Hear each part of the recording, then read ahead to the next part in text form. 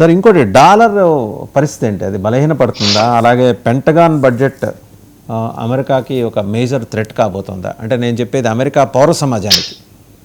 America అధినేత వేరు, America పౌర సమాజం వేరు, రెండు వేరువేరుగా చూడాల్సిందే. మొన్న ఏనాడైనా మేము ఈ సుంకాలు 50 to 200% వేయడం వల్ల $200 మిలియన్ రెవెన్యూ మాకు వచ్చిందని, అందులో ఖర్చు వాళ్ళకి ఆ రెవెన్యూ భారం ఎవరి మీద పడింది? వాళ్ళ అమెరికన్ పౌర సమాజం మీద పడింది. $196 మిలియన్ భారం అమెరికన్ పౌర సమాజం మీద. ఇంటర్న్ ఎవరు సఫర్ అయ్యారు? అమెరికన్ పౌర సమాజం సఫర్ అయింది. 96% ఎఫెక్ట్ వాళ్ళ సొసైటీ మీద జరిగిందండి వాళ్ళ ఈ టారిఫ్స్ వల్ల. సరే ఆయనకి ఎక్స్ట్రా రెవెన్యూ వస్తుంది, రేపు పొద్దున సుప్రీంకోర్టు ఓవర్ రూల్ చేసింది అనుకోండి, ఇది తప్పు, యూనిలాటరల్ EU మీద కానీ భారతదేశం మీద ఏదో ఒకటి ఓవర్ రూల్ చేసినా కూడా దాని మీద ఇంట్రెస్ట్ పెట్టి కట్టాలి ఈ దేశాలకి. వాళ్ళు ఎక్కడి నుంచి వస్తుంది ఆ డబ్బు? అది మళ్ళీ వాళ్ళు ఇంటర్నల్ ఎకానమీ నుంచి తీయాలి కదా, ఎక్స్టర్నల్ సోర్సెస్ నుంచి తీయలేరు, ఇంటర్నల్ ఎకానమీ నుంచి తీయాలి. తీసి మళ్ళీ ఇవ్వాలంటే మళ్ళీ అదో డెంట్ కదా, పెద్ద డెంట్, అది ఇంతంత డెంట్ కాదు, అది billions and billions of dollars అది.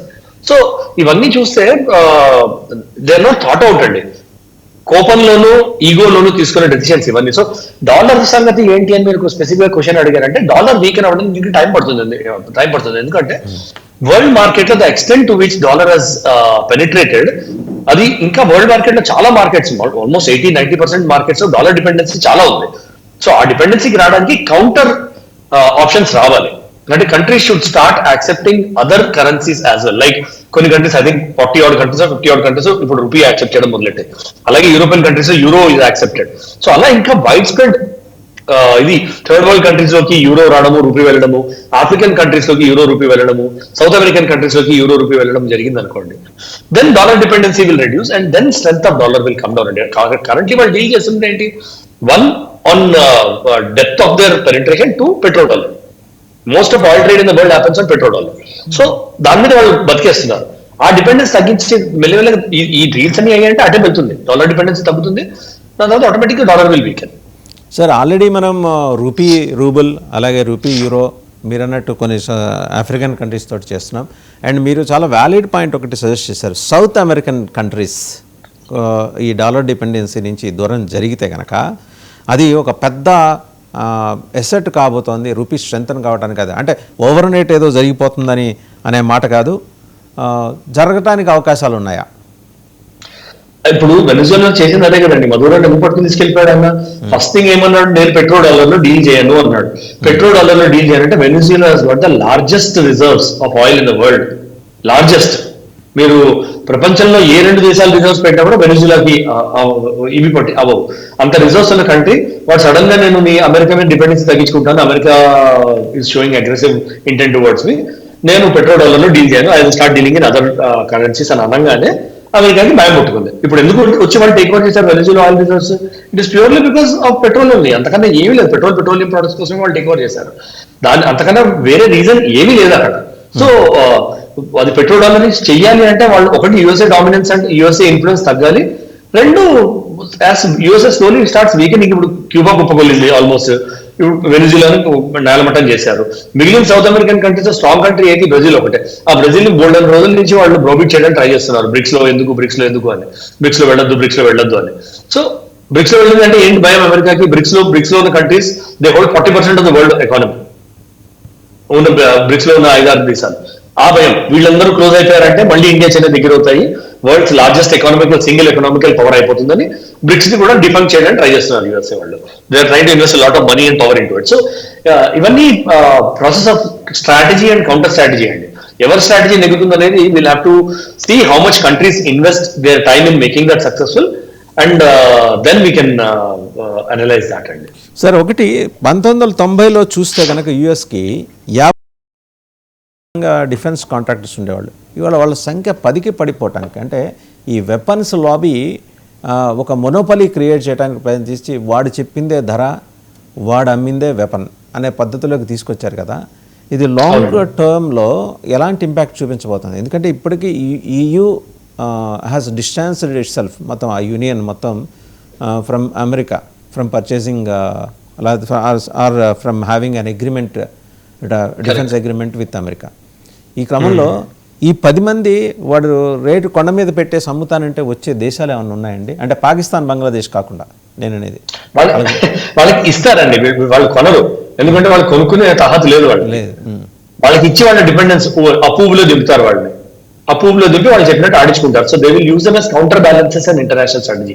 ఇంటర్నేషనల్ గేమ్ ఆఫ్ చెస్ లో ఏం చేస్తారంటే పాకిస్తాన్, బంగ్లాదేశ్ లాంటి దేశాలకు ఉన్న వాల్యూ ఏంటి? They are counterbalances to countries like India, countries like Russia, countries like China. So వాళ్ళకి అగేన్స్ లివరేజ్ గా వాళ్ళకి ఫుట్ ఆన్ గ్రౌండ్ కాబట్టి వాళ్ళు యూజ్ చేసుకొని ట్రై చేస్తారు. అంతేగాని కొనుక్కునే తాహత వీళ్ళకి ఎవరు, ఇప్పుడు బోర్డ్ ఆఫ్ పీస్ చేశాడు, దానిలో కొనుక్కునే తాహత ఎవరికి ఉంది? మహా అంటే ఒక టర్కీకో ఎవరికో సిరియాకో కొన్ని పైసలు ఉన్నాయి అంతే. సిరియా కూడా నాశనం అయిపోయింది, కొన్ని పైసలు ఉన్నాయి. మిగతా కంట్రీస్ అన్ని అడుగు తినేవే, మోచే దగ్గర నీళ్ళు ఆగేవాళ్ళు వీళ్ళందరూ. మీరు ఆ స్టేజ్ మీద కూడా చూసారంటే ఎట్లా వాళ్ళందరూ ఎట్లా బిహేవ్ చేశారో ట్రంప్ వచ్చినప్పుడు చూశారు మీరు. సో వాళ్ళలో ఏ కంట్రీ కూడా $1 బిలియన్ ఇచ్చే స్టేట్ లో లేదు. కానీ ఏమంటారంటే ఛానలైజ్ చేసి మీకు లోన్ ఇస్తాం, మీరు మాకు అది ఇవ్వండి అంటారు. సో వరల్డ్ బ్యాంక్ దగ్గర నుంచి ఛానలైజ్ చేసి, వరల్డ్ బ్యాంక్ ఏంటి, ఇంటర్నేషనల్ కమ్యూనిటీ మనీ అది, అక్కడి నుంచి ఛానలైజ్ చేసి యూఎస్ఏ పంపించుకుంటారు, పంప్ చేసుకుంటారు, మనీ పంప్ చేసుకుని వాడుకుంటారు. ఆ బోర్డ్ ఆఫ్ పీస్ అని చంకలు గుంజుకుంటారు. అంతకని చేసేది లేదు. So we don't have to be really worried about it. But ఏంటంటే counter strategies, countries have to keep an eye on this kind of movements and జాగ్రత్తగా ఉండాలి. ఎందుకంటే ఈ రోగ్ నేషన్స్ ఎంబోల్డన్ అయ్యాయంటే మాత్రం డ్యామేజ్ మనకే ఉంటుంది. సో అది మనం ఒక కన్నేసి జాగ్రత్తగా ఒక స్ట్రీట్ హెడ్ మనం ఉండాలి ఇట్లాంటి వాటిల్లో. ఇప్పుడు రష్యా వార్ ఊబిలో కూరుకుపోయింది, యుక్రెయిన్ తో వార్ 4 రోజుల్లో అయిపోతుంది అనుకున్నారు. ఆ వార్ ఊబిలో కూరిపోయింది, రష్యా బయటికి రాలేదు కూడా ఈ టైంలో. So it is a constant and consistent investment Russia చేయాల్సిందే, తప్పదు అది. ఇప్పుడు వాళ్ళు గెలుస్తారా ఓడతారా అనేది వేరే విషయం, కానీ ఈ 4-5 ఏళ్ళలో జరిగిన డ్యామేజ్ ఎవరు అంటూ చేయలేరు కదా. సో అలాంటి వాటి ఊబిలోకి దిగకుండా చూసుకోవాలి అంతే. అది ఒకవేళ రోగ్ నేషన్స్, మీరు మెన్షన్ చేసిన రోగ్ నేషన్స్లో మనకి ప్రధానంగా మన పక్కన 2, పాకిస్తాన్, బంగ్లాదేశ్, టర్కీ రావచ్చు, రేపు పొద్దున అజర్బైజాన్ రావచ్చు, అండ్ సమ్మోర్ సిరియా రావచ్చు, అండ్ ఇటు చూస్తే లెబనాన్ రావచ్చు. ఇలాంటి ఇస్లామిక్ కంట్రీస్ సింపుల్ పీరియడ్. అదే మొత్తం అంటే 50 ఏళ్ళలో కనీసం 50 వస్తాయి, డౌట్ లేకుండా. ఇది మన యుఏఈ, సౌదీ పక్కన పెట్టిన, ఎందుకంటే వాళ్ళు మీరు అన్నట్టు మధ్యప్రాచ్యంలో బ్యాలెన్స్ ఈక్వేషన్స్ కోసం చెప్పి వాళ్ళు ఏదో పెద్ద మనిషి తరహాలో వ్యవహరించినప్పటికీ వాళ్ళు వెనకాల నుంచి చేసే సపోర్ట్ వాళ్ళకు ఉంటుంది. అండ్ రెండో అంశం ఏంటంటే ఈ పరిణామాలన్నీ మళ్ళీ హమాసు, హెజ్బుల్లా, హౌతీస్ అలాంటి ఉగ్రవాద మోకలు చెలరేగిపోవటానికి ఏమన్నా అవకాశం ఇస్తాయా, ఊతం ఇస్తాయా? తప్పకుండా అండి. అంటే ఇవన్నీ దీస్ మూమెంట్స్ అండ్ ఆల్, నేను ఇదివరకు మీ ప్రోగ్రామ్స్ లో చెప్పినట్టు కూడా ఏముంటుందంటే టెర్రరిజం నిర్మూలన అనేది ఇప్పుడు ఖాలిస్తాన్ ఫోర్స్ ఆల్మోస్ట్ నిర్మూలన దాకా ఎందుకు వచ్చిందంటే ఒకటి పాకిస్తాన్ ఫౌండ్ ఆల్టర్నేటివ్. సో వాళ్ళు అక్కడ పంప్ చేయడము మేజర్ రీజన్ చెప్పాలంటే it's cultural change, local cultural change. అంటే పంజాబీస్ వే ఆఫ్ లైఫ్, వాళ్ళ కల్చర్ డిఫరెంట్, ఓపెన్ లైఫ్ వాళ్ళకి. పొద్దున్నంతా కష్టపడతారు, సాయంకాలం కూర్చొని తినడం, తాగడం, లైఫ్ ఎంజాయ్ చేయడము, మళ్ళీ నెక్స్ట్ డే ప్రిపేర్ అవ్వడం. వాళ్ళ కల్చర్ అది, ఓపెన్ కల్చర్ అది. ఇళ్లలో తలుపులు కూడా తెరిచి ఉంటే, మీరు పంజాబ్ లో ఇదివరకు వెళ్ళి చూస్తుంటే ఇళ్లలో తలుపులో కూడా తెరిచి ఉంటే ఎవరినో వెళ్తారు, మంచిగా మాట్లాడుకుంటారు, వచ్చిన వాళ్ళకి వాళ్ళు మంచిగా వండుకుంటారు, తింటారు, లైఫ్ ఎంజాయ్ చేస్తారు వాళ్ళు. ఆ లైఫ్ కి థ్రెట్ వచ్చింది కాబట్టి ఎక్కడి నుంచి ఎవడొస్తున్నాడు, ఎవడొచ్చి గన్ పేల్చి వెళ్ళిపోతున్నాడు, ఖాళిస్తాన్ లో ఏముంది, ఇండిపెండెంట్ కంట్రీ ఏం చేస్తాం, దాని బెనిఫిట్ ఏముంది అనేది లేదు అని చూసి వాళ్ళు కల్చరల్లీ దే రివోల్టెడ్ అండి. కల్చరల్లీ రివోల్ట్ అయ్యేసరికి ఏముంది, పాకిస్తాన్ ఏమనుకుంది, ఇక్కడ మనీ ఇన్వెస్ట్ చేయడం వేస్ట్, కశ్మీర్ లో ఇన్వెస్ట్ చేద్దాము, అక్కడ it is easier to radicalise అని అనుకున్నారు. ఈజియర్ టు రాడికలైజ్ చేసి మనము ఇస్లాం వర్సెస్ హిందూజం వైపు తీసుకెళ్లొచ్చు. సిక్స్ కి ఏంటి, కల్చరల్లీ వాళ్ళకి their accommodative culture and they're more bound to Hindu kind of, మన సనాతన ధర్మ కల్చర్ కి ఎక్కువ బౌండ్ అప్ అన్నారు కాబట్టి they found that routing and they went back. Kashmir ఏంటి, ఇస్లాం కాబట్టి ఇస్లాం రాడికలైజ్ చేయడం ఈజీ కాబట్టి ఆన్ బేసిస్ ఆఫ్ రిలీజన్ అటు వెళ్ళారు, అటు ఇన్వెస్ట్మెంట్ మొదలెట్టారు. సో స్లోలీ అది ఆల్మోస్ట్ రూట్ అవుట్ అయిపోయింది. ఇప్పుడు మళ్ళీ తలచడానికి ఇద్దరు ట్రై చేస్తున్నారు, కానీ it is difficult to drive that force. అలాంటిది ఇంటర్నేషనల్ టెర్రరిస్ట్ ఫోర్సెస్ కూడా కంప్లీట్ గా మీరు infrastructural support and monetary support తీసేసేంత వరకు కంప్లీట్ గా నిర్మూలించాము. ఐసిస్ ఫినిష్ అయిందా? ఒసామా బిన్ లాదెన్ చంపేస్తే అల్ఖైదా ఖతం అయిపోతుంది అన్నారు, అయ్యిందా? కాలేదు. తాలిబాన్ ఎంతమంది లీడర్స్ చంపలేదు, అయ్యిందా? ఇప్పుడు ఆఫ్ఘనిస్తాన్ పాలిస్తుంది. ఐసిస్ వచ్చింది, అయ్యిందా? కాలేదు. మీరు ఎంతమందిని చంపుకుంటాడు, మీరు చంపుకుంటే ఇంకో లీడర్ వస్తాడు, ఏముంది? వాళ్ళు ఒక్కొక్క ఇంట్లో 10-15 మంది ఉన్నారు, వాళ్ళ ఇంట్లో జిహాద్ కోసం ఫుడ్ ఇస్తూనే ఉంటున్నారు వాళ్ళు. దాని నుంచి ఒకరిని తీసుకొచ్చి మళ్ళీ తయారు చేస్తారు. మీరు ఆ థాట్ ప్రాసెస్ ని నిర్మూలించేంత వరకు, ఈ so long as there is no Islamic revolution against this way of life, terrorism అనేది నిర్మూలించడం చాలా కష్టం. ఇట్ ఈస్ ఒక రావణుడు తలలాగే మీరు 10 వస్తే 10 వస్తాయి, మళ్ళీ 10 వస్తే 10 వస్తాయి. రావణుడి పొట్టలో బాణం కొట్టి రావణుని చంపడం మాత్రమే దీని సొల్యూషన్. అది ఎప్పుడు అవుతుంది, ఎలా అవుతుంది అనేది మీరు I don't know, it is different debate. ఇప్పటికీ నాకు కనిపించట్లేదు. We can't predict. అండ్ ఇంకోటి సార్, ఒకసారి అంటే ఇక్కడ దాకా వచ్చాం కాబట్టి, చైనా, మన పొరుగునున్న చైనాలో హఠాత్తుగా జరిగిన తిరుగుబాటు లేదా జరిగినట్టుగా భావిస్తున్న తిరుగుబాటు, ఎందుకంటే ఐరన్ కర్టెన్స్ వెనకాల ఏం జరుగుతుందో ఎవరికి తెలియదు. కరెక్ట్. అండ్ చైనా ఫండ్ చేస్తున్న న్యూయార్క్ టైమ్స్, వాషింగ్టన్ పోస్ట్ లాంటి ఈ మీడియా సంస్థలు ప్రచురించిన కథనాల ఆధారంగానే అక్కడ ఏదో జరిగింది, అలాగే ఇద్దరిని జాంగ్ని అదుపులోకి తీసుకుని ఆయన next in command, Jinping next in command and China military commission vice chairman, ఆయన is very much loyal to his nation. Jinping కూతుర్ని అమెరికాలో చదివించుకుంటున్నాడు, లేకపోతే ఉద్యోగం చేస్తున్నాడు. ఈయన పిల్లలు, ఈయన పెరిగింది మొత్తం చైనా జాతీయతకు సంబంధించి, మొత్తం చైనా. ఎక్కడ ఆయన ఇంటిగ్రిటీని ఆదేశపరంగా చూస్తే క్వశ్చన్ చేయాల్సిన అవసరం లేదు. అలాంటి తన నమ్మదగిన ఒక మిత్రుడిని కూడా మరి అదుపులోకి తీసుకుని విచారణ చేస్తున్నట్టు ఇది జిన్పింగ్కి ఏమన్నా భయం పట్టుకుందా? వరల్డ్ ఆర్డర్ మారటంతో ఈ అమెరికా శక్తులు ఏమన్నా, సిఏఏ శక్తులు ఏమన్నా ప్రవేశించి ఇక్కడ రాజ్యాన్ని, చైనా రాజ్యాన్ని అస్థిరపాలు చేస్తున్నాయనే అనుమానం, మొదటి నుంచి అనుమానం మనిషి ఆయన, ఎక్కువైందా? పైగా in third term China communist party రూల్స్కి విరుద్ధంగా థర్డ్ టర్మ్ ఆయన ప్రెసిడెంట్గా కొనసాగుతున్నాడు. ఇంకా ఫర్ లైఫ్ అండి ఆయన. జిన్పింగ్ ఇంకా కంటిన్యూ అయిపోతాడు. మీరు ఆయన పవర్ తగ్గి ఆయన తొలగించి ఏదో కూల్ అయ్యి వాడిని ఆయన జైల్లో తీసుకోవడం తప్ప ఆయనంతటా ఆయన దిగే ప్రసక్తి లేదు ఆయన లైఫ్ టైంలో. సో మీరు అన్నట్టు సిఐఏ వచ్చిందంటే 100%. ఎందుకంటే మెల్లిమెల్లగా ఆయన ఇదివరకు నుంచే పుటిన్తో మంచి ఫ్రెండ్షిప్ ఉంది, అక్కడ కిమ్ జాంగ్ ఉన్ తో మంచి ఫ్రెండ్షిప్ ఉంది. ఇప్పుడు మెల్లిమెల్లగా ఇండియా కూడా క్లోజ్ అవుతున్నాడని ఒక భయం ఒకటి ఆయన సిఐఏకి, యుఎస్ఏ డీప్ స్టేట్ కి పుట్టుకున్నాయి. ఇండియా, చైనా, రష్యా దగ్గరికి వచ్చాయంటే మాత్రము Asia will become an impregnable place. అంటే ఇంకా కూల్చలేని కోటలు తయారవుతుంది ఏషియా. ఎందుకంటే మిగతా దేశాలు చాలా ఈజీగా వెళ్ళలేకపోతాయి ఈ కంట్రీస్ కి.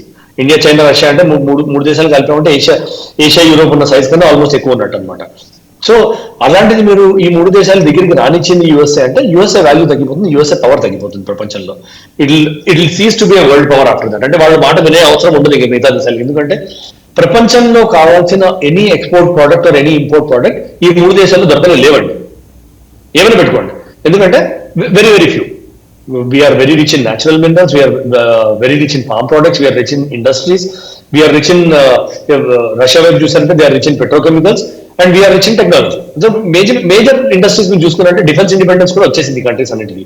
చైనా ఎప్పుడు బయటకు వెళ్ళదు డిఫెన్స్ దీనిలో. సో ఇవన్నీ బేసికలీ ఏంటంటే they indicate that CIA and deep state or insecure, number 1. So ఆ భయం జిన్పింగ్ కి పట్టుకుందంటే గ్యారంటీగా పట్టుకుని ఉంటుంది. ఎందుకంటే they multiple rewards which keep happening. అది మీరు అన్నట్టు ఐరన్ కర్టన్, జోంగ్నాన్ ఫార్బిడన్ సిటీ అని ఉంది చైనాలో. దాని లోపల గోడల బద్దలు ఏమవుతుంది అనేది ఎవరికి తెలియదు. సో ఇప్పుడు వాళ్ళు ఈగూర్ ప్రావిన్స్ లో ట్యాంకులు పెట్టి కూల్చి మసీదులు వందల మసీదులు కూల్చేశారు. ఆ ఈగూర్ ముస్లిమ్స్ ని కాన్సన్ట్రేషన్ క్యాంప్స్, లక్షల మందిని కాన్సన్ట్రేషన్ క్యాంప్స్ లో పెట్టి క్లోజ్ గా మానిటర్ చేస్తున్నారు. ఎందుకంటే టెర్రరిజం తల లేస్తోందని, పావుల తల లేపుతోందని చూశారు వాళ్ళు. చేశారు. ఎక్కడైనా న్యూస్ బయటకు వచ్చిందా? రాలేదు. సో ఇవన్నీ ఏ రోజు అయితే బయటికి వస్తాయో అని ఒక భయం ఆయనలో ఉంటుంది. కాబట్టి చిన్న అనుమానం వచ్చినా కూడా అందరి మీద యాక్షన్ తీసేసుకుంటాడు ఆయన జీ జిన్పింగ్. అండ్ అలా తీసుకోకపోతే ఆయన సర్వైవ్ కాలేడు. ఏదో ఒక రోజు ఆయన పట్టుకుని తోసేస్తారు, గోతిలో తోసేస్తారు ఆయన. సో అది ఇవాళ కాకపోతే రేపు అవుతుంది. ఇట్లాంటి సెటప్స్ ఇవాళ కాకపోతే రేపు అవుతుంది, కానీ అది ఎప్పుడు అవుతుంది అనేది ఈజ్ అ క్వశ్చన్ అండి.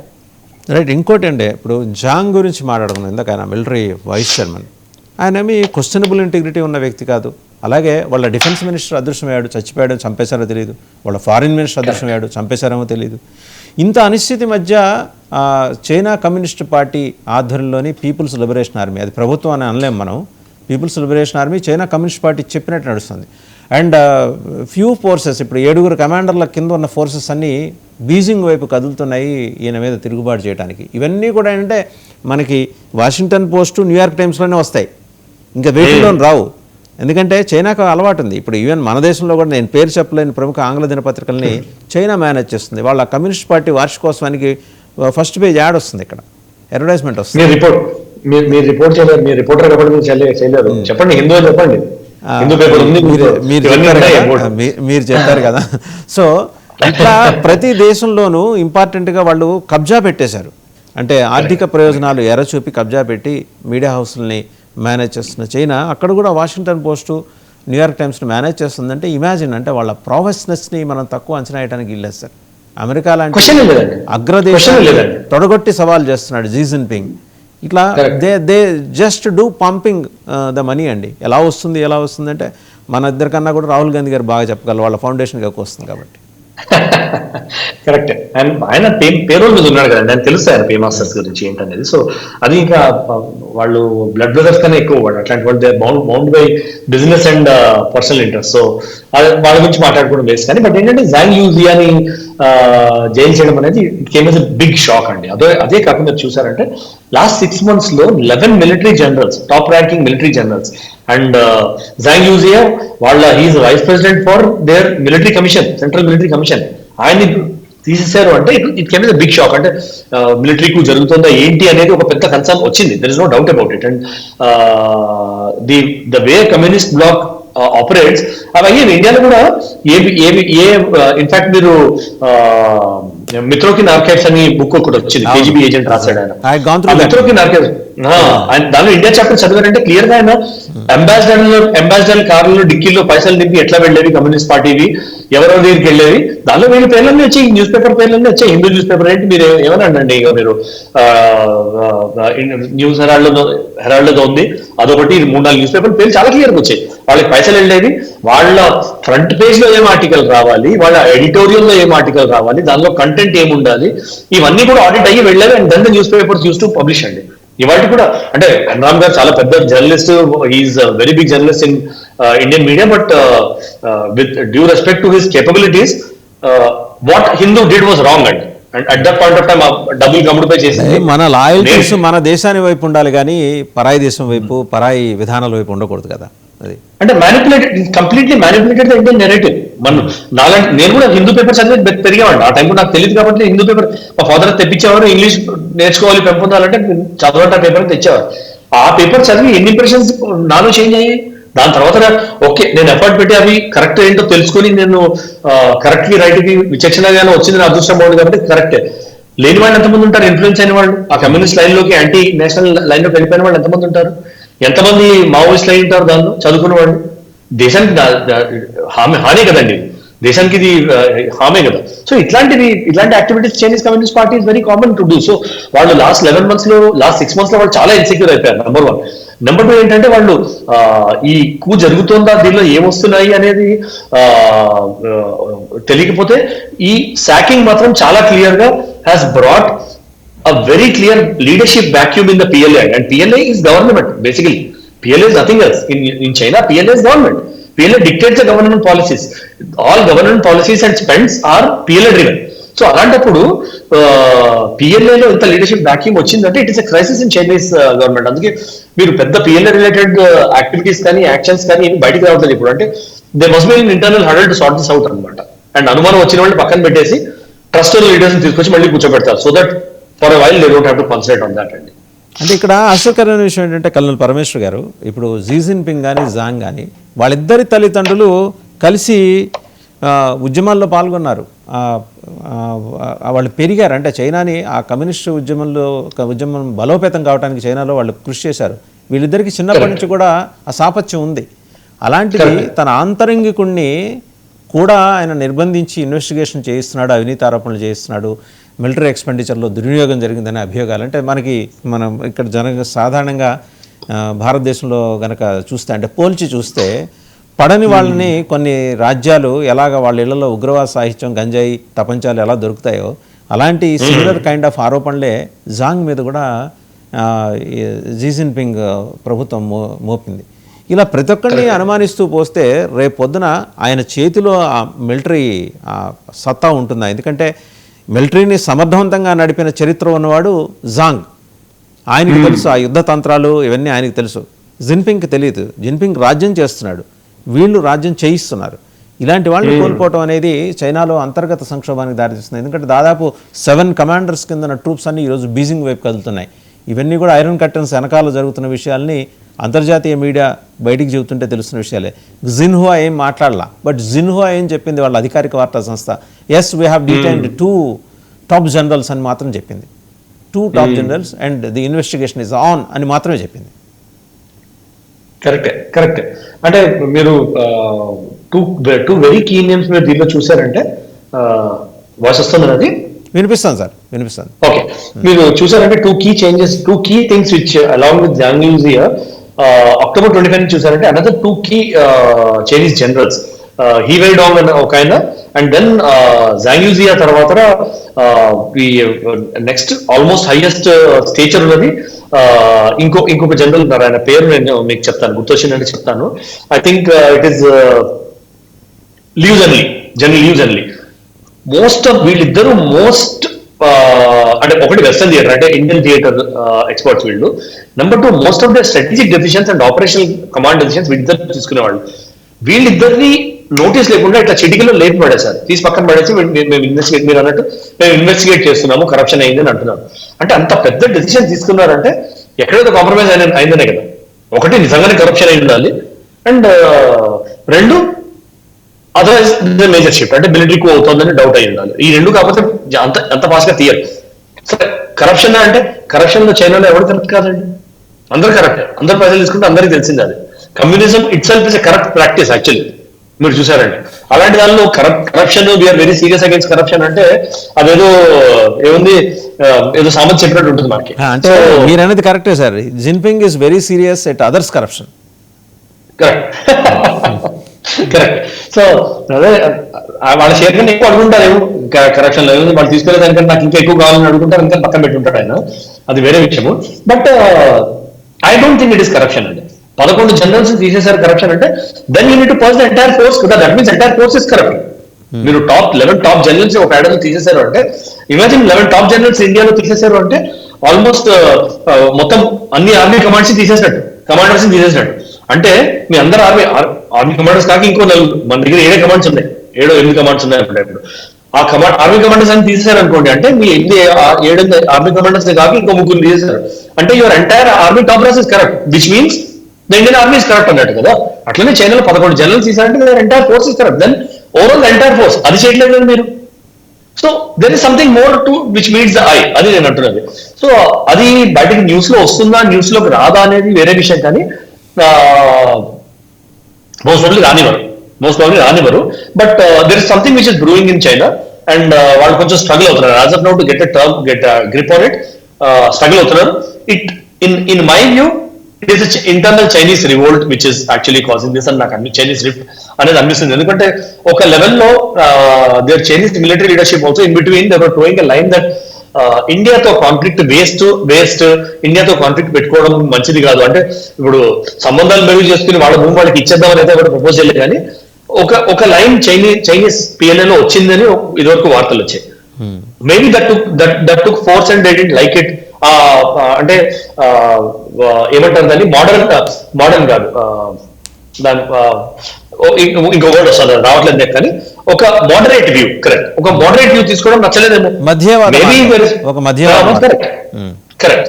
సో అది తీసుకోవడం నచ్చలేదేమో మేబీ, ఎందుకంటే most of the commanders which went are also from western theatre command చేస్తున్న వాళ్ళు, దాని ఎక్స్పర్ట్స్ వాళ్ళు వెళ్ళారు అంటే ఒకటి ఇదై ఉండాలి, 2 they must be planning something big, and వాళ్ళు ఆ ప్లాన్ చేయని కూడా తీసేసి ఉంటారు అంతే. ఇదే కనుక జరిగితే సార్, అంటే రాబోయే రోజుల్లో సరే ప్రపంచం మొత్తం సంక్షోభాలే, థ్యాంక్స్ టు ట్రంప్. ఆయన ప్రతి దేశంలోనే వేలు పెట్టి కెలకటం, సంక్షోభం సృష్టించడం, మళ్ళీ పక్కకి తప్పుకోవటం. ఇలాగే కదా ఉక్రెయిన్ ఎగదోసి తర్వాత వెనక్కి తిరిగి చూస్తే మళ్ళీ అమెరికా నాటో కనబడలా, అమెరికా కనబడలా. వాళ్ళకి బుద్ధి వచ్చి యూరోపియన్ కళ్ళు తెరిచి వాళ్ళ మనతో అగ్రిమెంట్కి వచ్చింది, అమెరికాతో కట్ చేసుకుంటుంది. రేపు పొద్దున చైనా లాంటి అతిపెద్ద దేశంలో, అది ఒక ఖండమే, అతిపెద్ద దేశంలో జరుగుతున్న ఈ సంక్షోభం కారణంగా తలెత్తే పరిస్థితుల వల్ల అక్కడ ఏదో ఇంకో విప్లవం వచ్చి ఆయన్ని తొలగించి, షీ జిన్పింగ్ని తొలగించి వేరే వ్యవస్థ ఏర్పడితే వరల్డ్ ఆర్డర్ ఏమన్నా మళ్ళీ మారే అవకాశం ఉందా? ఆల్రెడీ ఒకసారి మారుతోంది, ఇప్పుడు మళ్ళీ మారే అవకాశం ఉంది. షీ జిన్పింగ్ అండి మళ్ళీ కమ్యూనిస్ట్ పార్టీ వాళ్ళు ఎవరైనా వచ్చారంటే దెల్ బి నో చేంజ్ అండి. కొంచెం ఇటువంటి మార్పులు అంతే, కొంచెం రైట్ కొంచెం లెఫ్ట్ అడ్జస్ట్మెంట్స్ అవుతాయి, కానీ అంటే unless communism doesn't go, democracy doesn't come in, or another form of governance which is more open doesn't come in, it is going to be difficult. Adi predict cheyalem kasam, but current hold which the Communist Party and the PLA have, నా అనుమానం ఏంటంటే వీళ్ళు Xi Jinping వెళ్ళాడంటే తప్పకుండా CIA deep state help లేకుండా వెళ్ళాడైనా.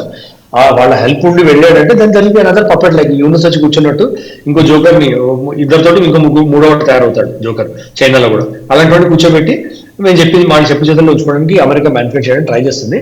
But that is little far fetch. ఏంటంటే China is a huge nation, leadership vacuum లేదు వాళ్ళ దాంట్లో. ఓన్లీ థింగ్ ఇస్ వాళ్ళు బయటికి రానియరు కానీ లీడర్షిప్ వాక్యూమ్ అంటూ ఏం లేదు వాళ్ళ దాంట్లో. Multiple people are capable. And China is one thing ఏంటంటే China is self sustained market, వాళ్ళకి ఎక్స్టర్నల్ డిపెండెన్స్ తక్కువ.